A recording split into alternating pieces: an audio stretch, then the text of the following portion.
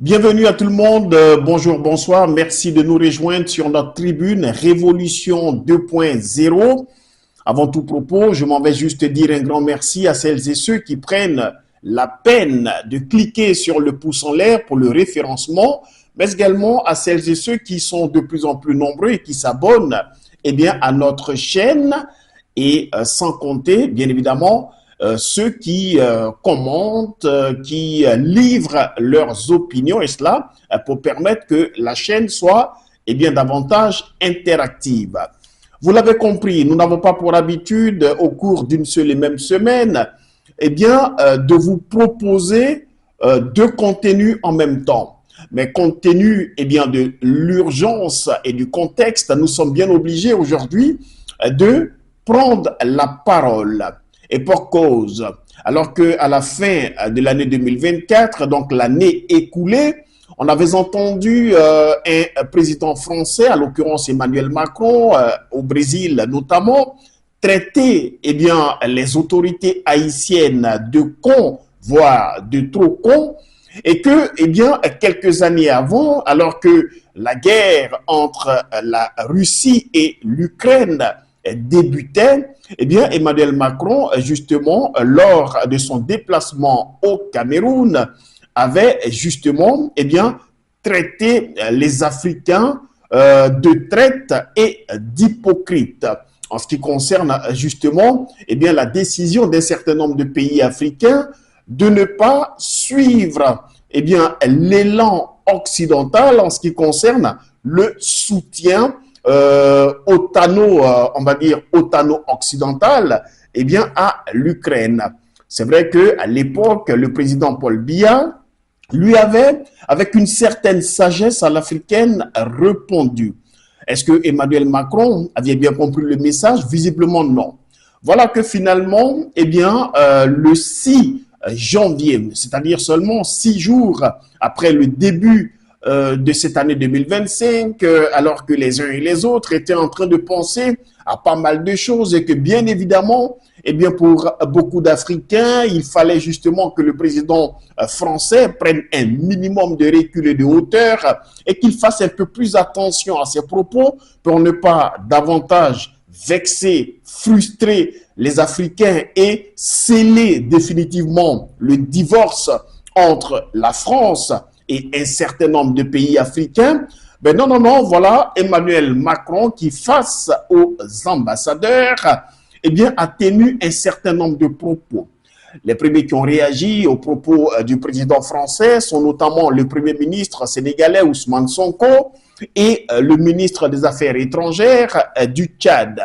Emmanuel Macron a dit plusieurs choses. Et d'ailleurs, dans la suite de notre contenu, nous allons vous proposer une capsule pour permettre justement à la fois de nous outiller, mais également de titiller dans une certaine mesure les grands faits et les grands traits de l'histoire et de nous poser finalement en filigrane cette question: Emmanuel Macron connaît-il si bien l'histoire de son propre pays, à savoir la France? Et finalement, Emmanuel Macron connaît-il l'histoire de ce qu'on a appelé la France-Afrique?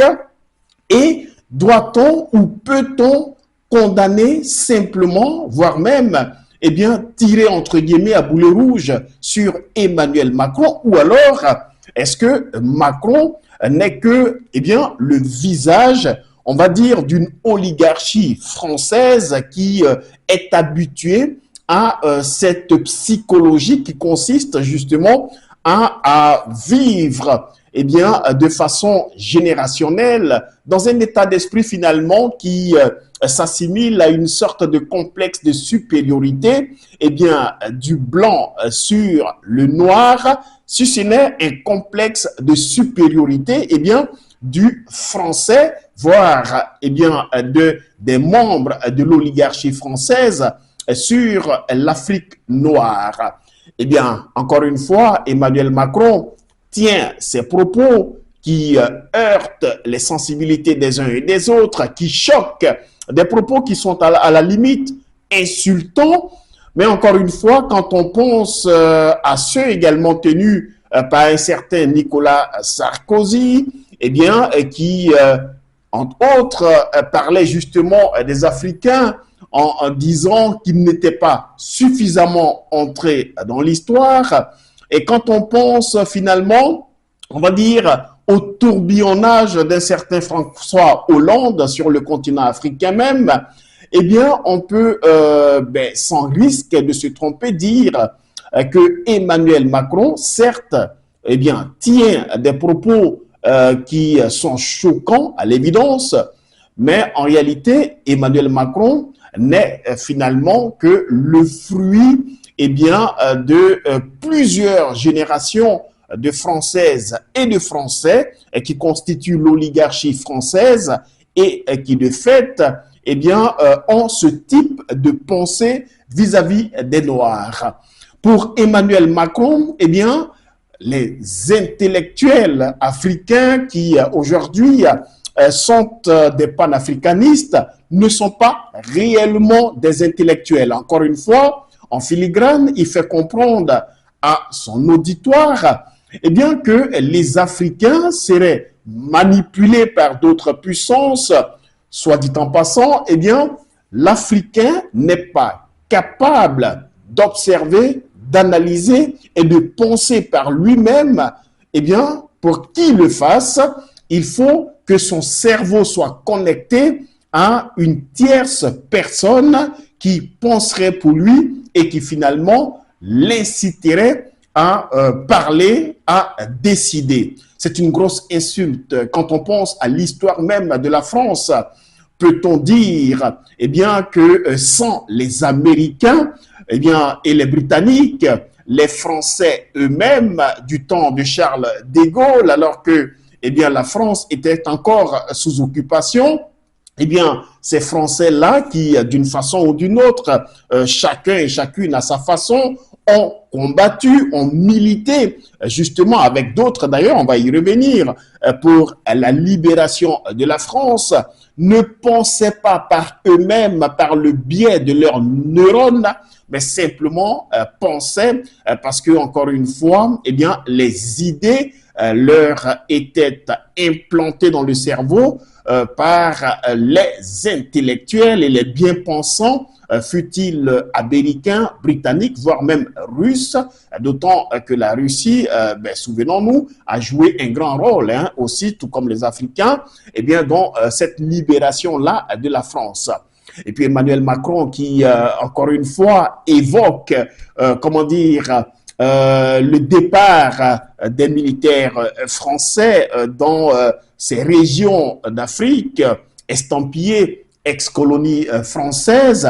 Et là, finalement, lui qui parle de trahison, eh bien, finit par trahir quelqu'un qui est visiblement l'un de ses rares alliés en Afrique de l'Ouest, à savoir Alassane Dramane Ouattara.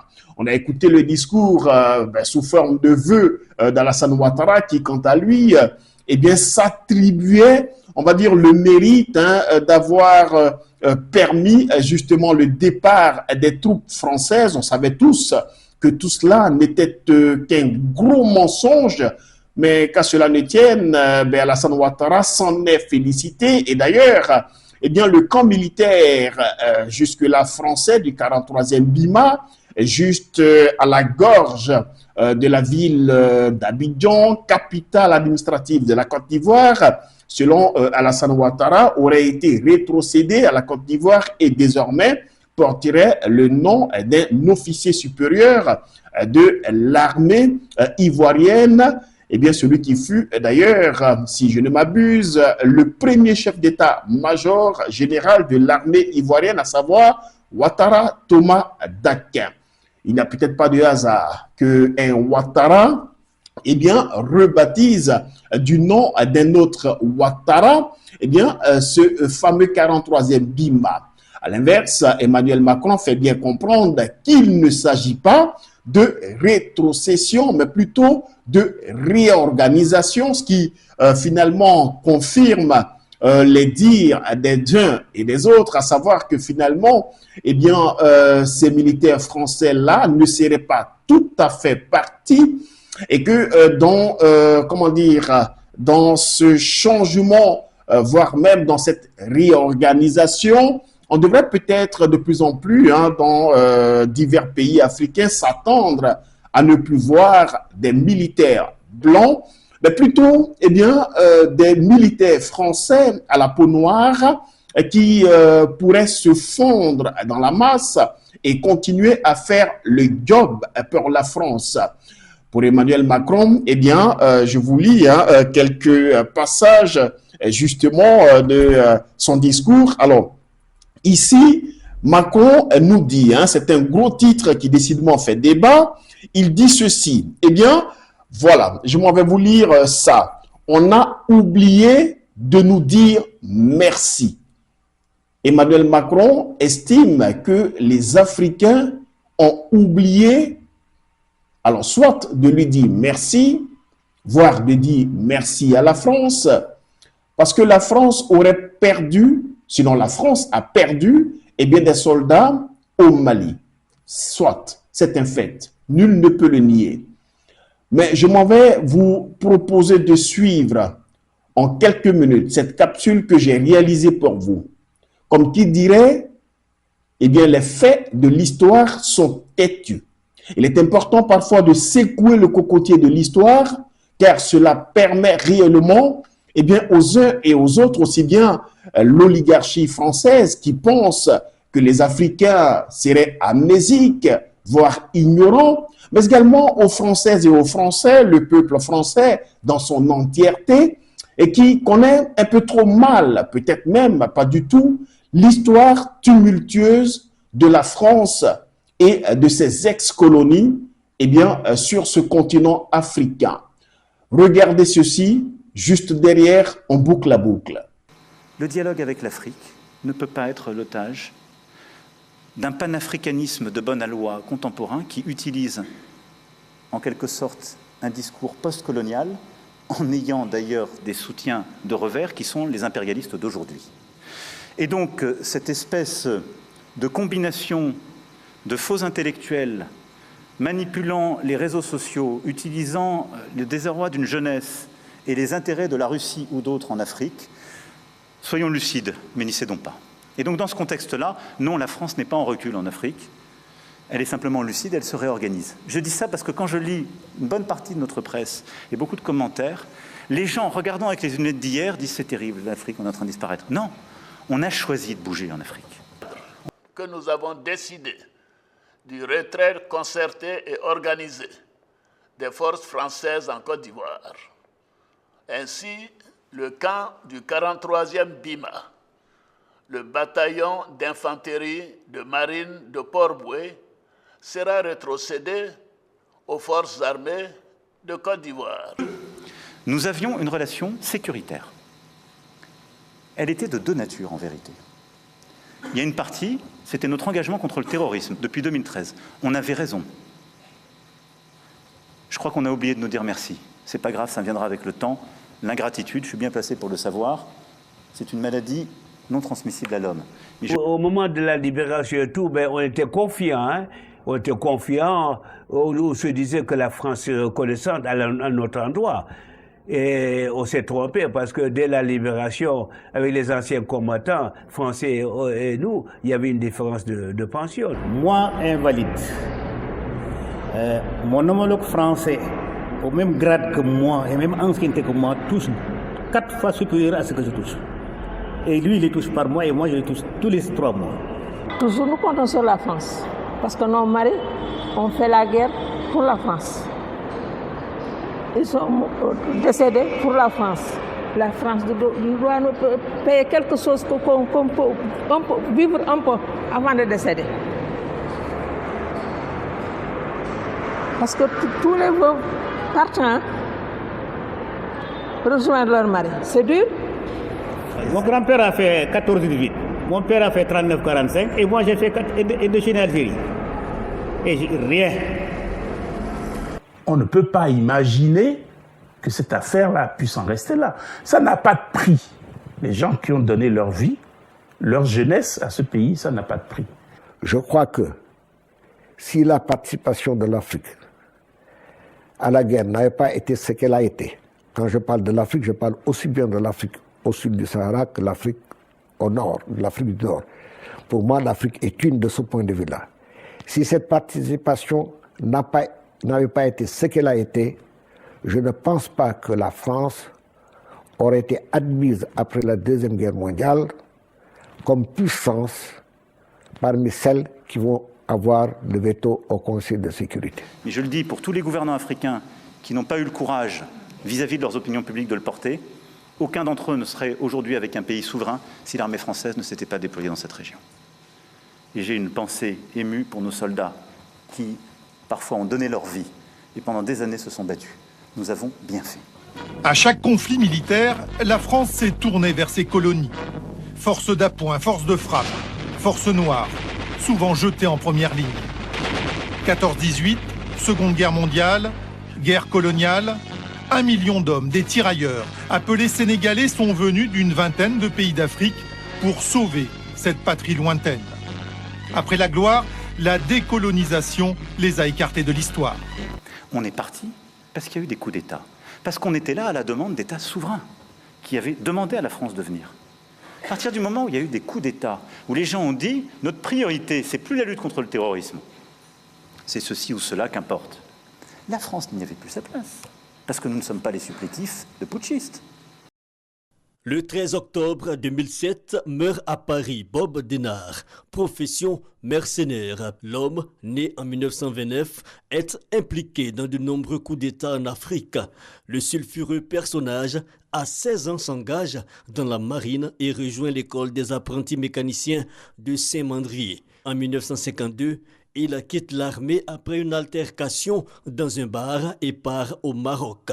Peu après, accusé d'avoir participé à un complot pour assassiner le président du Conseil France, Pierre Mendès, Bob Denard passe 14 mois en prison. Cet anticommuniste intervient plus tard dans plusieurs conflits post-coloniaux, puis dans des opérations militaires impliquant des mercenaires au Yémen, en Iran, au Nigeria, au Bénin, au Gabon, en Angola, dans la région du Cabinda, au Zaïre et aux Comores. Et donc nous avons proposé aux chefs d'État africains de réorganiser notre présence. Comme on est très poli, on leur a laissé la primauté de l'annonce. Mais vous ne trompez pas, c'est nous qui l'avons... Et parfois il a fallu pousser. Mais pas parce qu'on est poli, correct et qu'on se réorganise nous-mêmes, qu'il faudrait que ce soit retourné contre nous en disant ils sont chassés d'Afrique. Je peux vous dire que dans bien de ces pays, on ne voulait pas enlever l'armée française ou même la réorganiser. Mais on l'a assumé ensemble. C'est ça le partenariat. Et donc oui, nous sommes en train d'ouvrir un partenariat de sécurité et de défense nouveau. Et on va demander à nos partenaires de savoir exprimer leurs besoins en termes de défense. Mais on va faire plus de formation, plus d'équipements, plus de renseignements, plus de contrats aussi dans la durée de défense. On va qualifier la menace avec eux. Et on va aussi inventer une nouvelle relation, comme on l'a fait ces dernières années avec le Bénin, relation inédite, comme on va le faire avec le Nigeria, où on a commencé un dialogue stratégique qui n'existait pas jusqu'alors, ce qui était une aberration, etc. À l'État du Nigeria, ils ont promis une somme. Je laisse le monopole au président Tinubu de dire combien les Français lui ont proposé pour s'installer dans l'État du Borno. D'accord. C'est pas fini. Les Français ont mobilisé les terroristes et quand ils étaient arrivés en décembre, le 7 décembre, voilà ce qui s'est passé. Ils ont demandé à Boko Haram de constituer une compagnie de 150 hommes qu'ils vont positionner dans le nord du Niger. La France s'occupe du paiement intégral du salaire des 150 combattants déployés par Boko Haram, qui seront rejoints par les mouvements, ça c'est les Français qui ont dit ça, qui seront rejoints par les mouvements de Risseboula. Ensuite, des mouvements rebelles qui sont dans le nord du Tchad. Et ils vont faire un front commun installé à l'intérieur du Niger, dans les chaînes du nord Niger, pour faire la guerre au Niger. Ces forces spéciales qui sont au Bénin sont chargées de l'encadrement, du financement et de la formation et équipement des mouvements terroristes, toujours tendant à ceinturer le Niger et les États de l'AES. Et donc, je vous fais confiance pour que ce logiciel qu'on a commencé à changer à Ouagadougou soit chaque fois réexpliqué, porté, assumé comme un logiciel de conquête, comme toutes les transitions. C'est difficile, parce qu'il y a des nostalgiques, parce qu'il y a des gens qui ne comprennent pas ou qui ne veulent pas comprendre, et parce qu'on bouscule des intérêts acquis. Vous avez suivi à cet instant même cette capsule. On ne va pas être long ce soir hein, en ce qui concerne justement le décryptage des propos d'Emmanuel Macron. Cette capsule aura eu pour mérite justement de secouer le cocotier de l'histoire afin de permettre aux uns et aux autres de savoir ce qu'ont été et ce que sont encore eh bien, ces fameux rapports entre la France et l'Afrique. Et parlant de réorganisation à l'offensive de la France, selon, entre guillemets, les termes d'Emmanuel Macron, ce que seront eh bien, les rapports entre la France et l'Afrique dans les années et les décennies à venir. Il est bien évident que tant que les Africains eh bien, ne prendront pas leurs responsabilités, mais toutes leurs responsabilités, eh bien, pour mettre à plat tous ces accords, à commencer par des accords sur le franc CFA, le fameux franc CFA. Et d'ailleurs, on se demande bien quel est le rôle, finalement, pourquoi, eh bien, les Africains doivent impliquer la France dans un changement à venir de monnaie. Pourquoi? Est-ce qu'il faut forcément que la France soit impliquée? Alors, que les Africains arrêtent de rêver. Qu'on arrête de rêver. Ce discours d'Emmanuel Macron et tout ce qu'on a entendu n'est ni, la dernière écorchure. Et je suis convaincu que finalement, eh bien, Macron, s'il reste en poste jusqu'à la fin de son quinquennat, va encore une fois servir aux Africaines et aux Africains de tels discours qui, eh bien, dans l'émotion, vont enflammer la toile, les milieux politiques et associatifs. Et je reste même finalement convaincu que parlant de psychologie de l'oligarchie française, eh bien, toutes celles et ceux qui vont succéder à Emmanuel Macron vont avoir ce même état d'esprit. Simplement parce que de façon générationnelle, ils sont nés, ils ont grandi, ils baignent, eh bien, dans cette idée selon laquelle le français serait supérieur, eh bien, à l'africain pour des questions finalement historiques, hein, l'esclavage, la colonisation et que sais-je encore. Et on aura toujours droit à ces discours insultants. Souvenez-vous, je le disais d'entrée de jeu, Emmanuel Macron qui traitait eh bien, les dirigeants haïtiens de cons, de trop cons. Est-ce que Emmanuel Macron aurait pu traiter eh bien, les partisans de Donald Trump de cons et de trop cons quand ceux-ci ont décidé d'entrer dans le Capitole? Non. Est-ce que finalement Emmanuel Macron aurait pu se permettre justement de traiter eh bien, celles et ceux qui au Canada même ont occasionné la démission du Premier ministre canadien Justin Trudeau de cons et de trop cons? Non. Est-ce qu'Emmanuel Macron, encore une fois, se serait permis eh bien, de traiter, nonobstant tout ce qu'il peut bien dire sur la guerre entre l'Ukraine et la Russie, eh bien, de traiter les dirigeants russes de cons et de trop cons? Non. Eh bien, il n'y a qu'en Afrique, il n'y a que lorsqu'il s'agit de Noirs qu'on peut entendre ce genre de propos.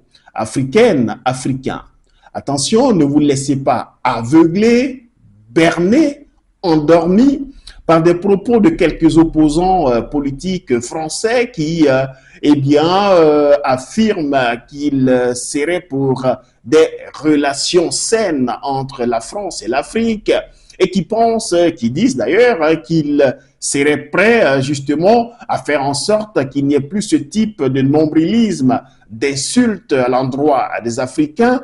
Ne vous laissez absolument pas endormis. Il s'agit d'un système tentaculaire et je peux vous le dire, tant que ce système ne sera pas démantelé, quel que soit le président ou la présidente qui arrivera en poste en France, on aura toujours ce type de profil psychologique et on restera dans l'émotion sans véritablement agir. Pour l'heure, nous saluons la promptitude avec laquelle le Premier ministre sénégalais Ousmane Sonko a réagi. Et puis nous saluons également la promptitude avec laquelle le ministre des Affaires étrangères du Tchad a réagi. Mais que dire sur tous ces pays qui ont été indexés finalement, avoir très peu de réactions, plutôt timides, alors que les uns et les autres sont en train de s'apprêter pour des tripatouillages électoraux qui seront probablement finalement soutenus et reconnus par la France. Là encore, on se pose réellement un problème. Si les Africains veulent se prendre en charge, alors la révolution, c'est maintenant. Salut.